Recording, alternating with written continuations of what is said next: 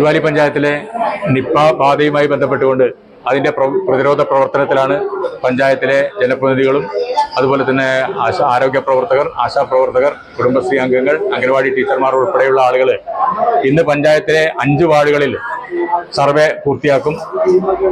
Case കണ്ടെത്തിയിട്ടുള്ള വീടിൻ്റെ 3 kilometre ചുറ്റളവിലുള്ള വാർഡുകളെയാണ് ഇന്ന് തെരഞ്ഞെടുത്തുള്ളത്. തിരുവാലി പഞ്ചായത്തിലെയും മമ്പാട് പഞ്ചായത്തിലെയും വണ്ടൂർ പഞ്ചായത്തിലെയും വാർഡുകൾ ഇതിൽ ഉൾപ്പെടുന്നുണ്ട്. തിരുവാലി പഞ്ചായത്തിലെ 3, 4, 5, 6, 7 വാർഡുകളിലാണ് സർവേ നടക്കുന്നത്. അതുപോലെ തന്നെ വണ്ടൂർ പഞ്ചായത്തിൻ്റെ 23-ാം വാർഡിലും മമ്പാട് പഞ്ചായത്തിൻ്റെ 7-ാം വാർഡിലും അതേസമയം തന്നെ സർവേ നടക്കുന്നുണ്ട്.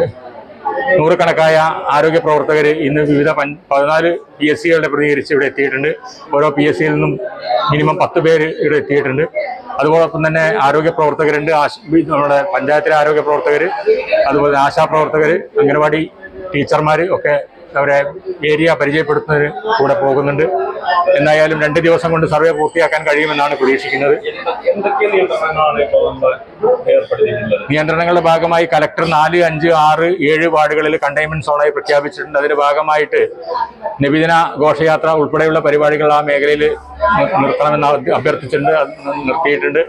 അതുപോലെ തന്നെ കൂട്ടം കൂടുന്നതും അതുപോലെ തന്നെ പൊതുയിടങ്ങളിൽ മാസ്ക് ധരിക്കുന്നത് ഉൾപ്പെടെയുള്ള പ്രഖ്യാപനം ഇന്നലെ നടത്തിയിട്ടുണ്ട്. പഞ്ചായത്ത് മുഴുവൻ മാസ്ക് ധരിക്കണം എന്നുള്ള രൂപത്തിലേക്കുള്ള നിർദ്ദേശങ്ങൾ നൽകിയിട്ടുണ്ട്.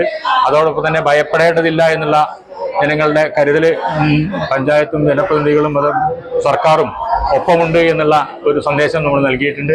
അതോടൊപ്പം തന്നെ ഈ കൂട്ടം കൂടുന്നതും സാമൂഹ്യ അകലം പാലിക്കുന്നതും ആഘോഷങ്ങളും ഉൾപ്പെടെയുള്ള കാര്യങ്ങൾക്ക് മിതമായ രീതിയിൽ നടത്താനുള്ള നിർദ്ദേശങ്ങൾ നൽകി കഴിഞ്ഞിട്ടുണ്ട്.